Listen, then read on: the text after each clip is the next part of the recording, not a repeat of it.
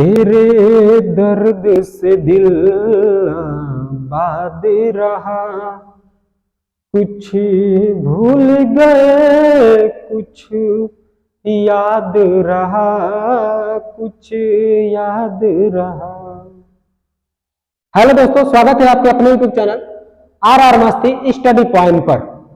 दोस्तों आज जो है कि हम आपको सिरका बनाने सिखाने जा रहे हैं, वो भी जो है कि औद्योगिक शाला विधि से।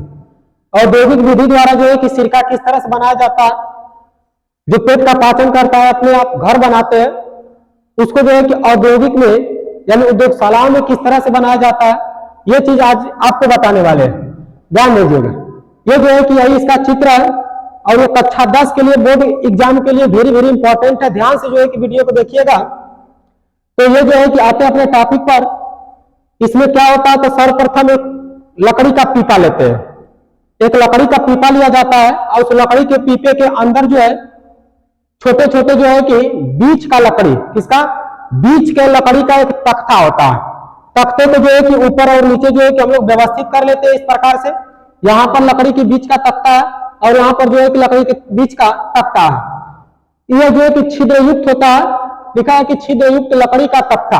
तो छिद्रयुक्त लकड़ी का तख्ता लगा लिया जाता है ऊपर और नीचे। इसके बीच में जो है कि लकड़ी का बुरादा भर लेते हैं।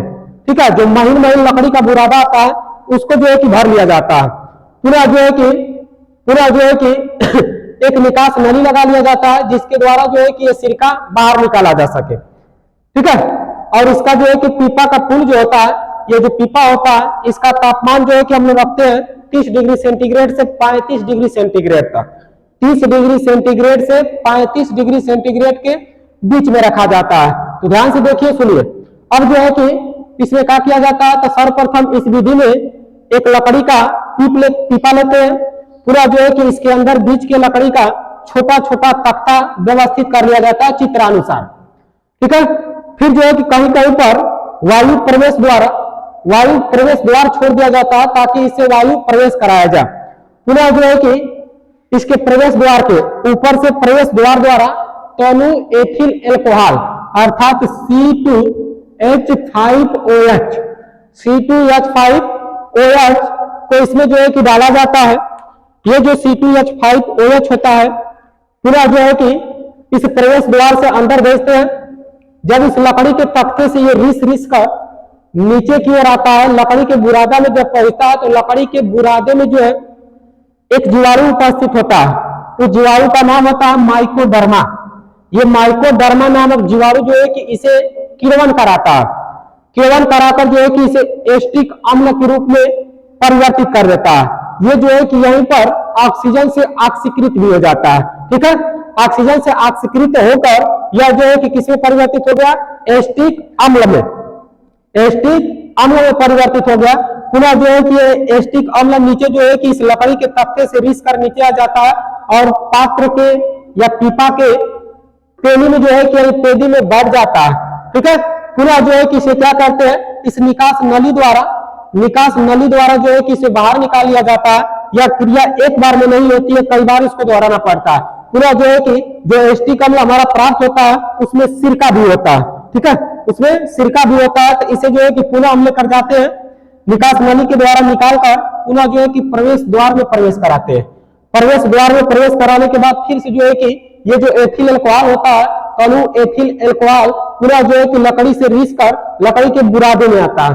फिर जो है कि इसे माइकोडर्मा और ये ऑक्सीजन ऑक्सीकृत करता है और माइकोडर्मा जो जीवाणु होता है इसका जो है कि किण्वन करता है। पुनः जो है कि ये एस्टिक अम्ल 100% शुद्ध हो जाता है। ठीक है, 100% जो है कि एस्टिक अम्ल शुद्ध हो जाता है और पुनः जो है कि पेदी में आ जाता है। ये जो है कि इसे निकास नली के द्वारा जो है कि इसे प्राप्त कर लिया जाता है। और प्राप्त करने के बाद ध्यान दीजिएगा, प्राप्त करने के बाद जो है कि इसमें सिरका भी होता है। क्या होता है, सिरका की भी मात्रा होती है। तो इसे भंजक आसवन द्वारा जो है कि इसे क्या कर लिया जाता है, भंजक आसवन के द्वारा जो है कि इसे पुनः जो है कि एस्टिक अम्ल अर्थात CH3COOH में परिवर्तित कर लिया जाता है। ये जो है कि ऑक्सीजन से क्रिया करके ऑक्सीकृत होकर ये एस्टिक अम्ल का निर्माण कर लेता है। बस समझ आ रही है। अब जो है कि इसका रिएक्शन एक होता है। इसका रिएक्शन जो है कि देखेंगे, जैसे C2H5OH ये C2H5OH यहाँ से आता है, प्रवेश द्वार से जो है कि इसमें प्रवेश करता है और यहाँ पर जो है कि ऑक्सीजन होता है, ये ऑक्सीजन से ऑक्सीकृत होता है। ठीक है, ऑक्सीजन से क्या होता है, ऑक्सीकृत होकर, ये ऑक्सीजन से जब ऑक्सीकृत होता है तो ये जो है कि बना लेता है आपका CH3COOH। ठीक है, CH3 और COOH का निर्माण करता है। इस तरह से जो है कि हम घर बैठे जो है कि ये प्रैक्टिकल को कर सकते हैं, क्योंकि बहुत ही सिंपल प्रैक्टिकल है ना, घर पर जो है कि इसका प्रैक्टिकल हो सकता है। इस प्रकार से एसिटिक अम्ल जो है कि बनाया जाता है, जो हमारे पेट का पाचन करता है, जिसको हम लोग देहात के भाषा में सिरका के भी नाम से जानते हैं, सिरका भी कहते हैं। ठीक है, जो गन्ने के रस को सड़ाकर बनाया जाता है, वह भी जो है कि आपका उसमें भी एसिटिक अम्ल ही पाया जाता है। हाँ, उसमें भी एसिटिक अम्ल होता है और वह एसिटिक अम्ल जो है कि हमारे शरीर को क्या करता है, पाचन करता है, क्योंकि जो माइकोडर्मा जीवाणु होता है उससे एंजाइम निकलता है जो अम्लीय होता है, और अम्ल हमारे शरीर में क्या करता है, पाचन का कार्य करता है, यानी भोज्य पदार्थों को पचाता है। ठीक है, इस प्रकार से हम लोग घर पर एसिटिक अम्ल का यानी बेहतरीन ढंग से एसिटिक अम्ल का हम लोग निर्माण कर सकते हैं। सब लोग जाकर जो है कि घर पर गन्ने का रस लेकर और उसका जो है कि बनाने का प्रयास करना।